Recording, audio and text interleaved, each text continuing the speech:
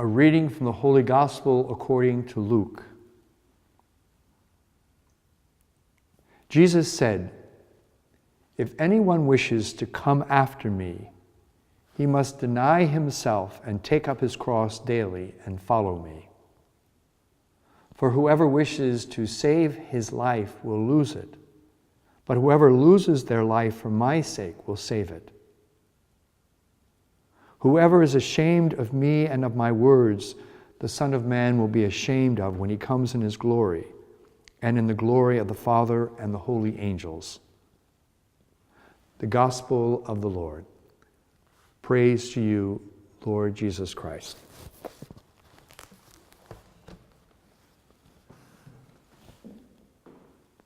Following Alphonsus' deep conviction in Mary's ability to draw us closer to her Son, I'd like to share with you an incident of how my devotion to Mary taught me to use the life that I receive from Jesus in the Eucharist in my ministry to others. Now, first, let me make a confession. Of all the good works that I'm invited to do, the one where I often feel the most insecure is the hospital ministry. As you can guess, it's a ministry where one has to be prepared to face the unexpected. It's a ministry where you meet all kinds of illness and pain and emotion. It's a ministry where you must totally be present to those who suffer, and you have to allow God to use your presence as a means of bringing comfort and healing to the sick, and particularly to the dying. The particular ministry as a hospital chaplain where I find my energy and peace often wane is with patients, both children and adults, who have cancer. Several years ago, 10 to be exact, a problem occurred when I went to visit a dying 37-year-old man. I saw his exhausted wife in the room with his two children's pictures at his bedside, and it was really at that point too much for me. I couldn't deal with it.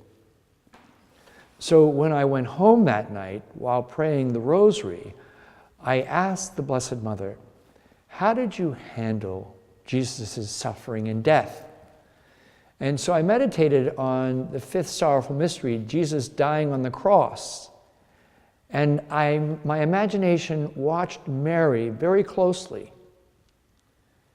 I could see her fidelity as she stayed there with Jesus in his suffering and opened her heart, allowing it to be pierced by a sword. She couldn't stop his suffering or fix the pain, but her silent presence, her sharing in his pain, truly strengthened and comforted him. At that moment, Mary was teaching me how to minister to the dying. I too should stay with them in their final sufferings. I shouldn't be afraid to open my heart, allowing it to be pierced by a sword of sorrow.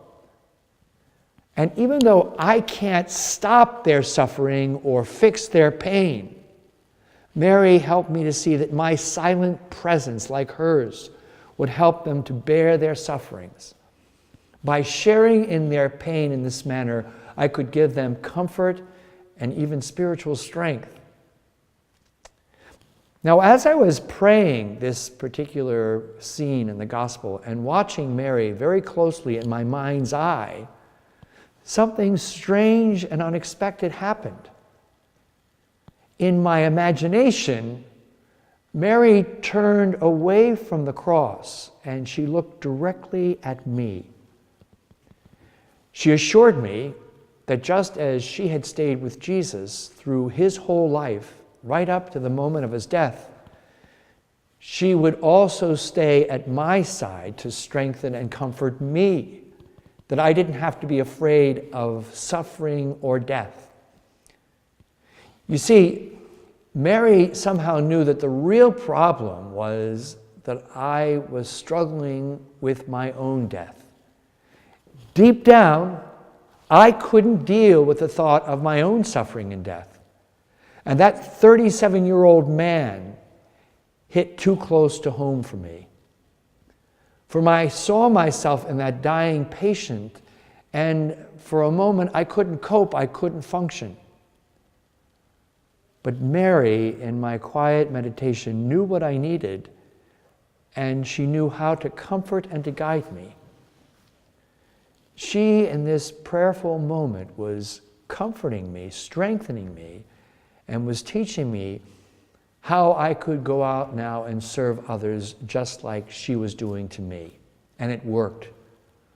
For right after this prayer experience, I decided to always pray to Mary first before I visited patients in the hospital, especially those who were dying. And the lesson is, Mary strengthens us in our deepest struggles. And then we go and we strengthen others by our perseverance and our presence. Just as Jesus is present to us always in the Blessed Sacrament.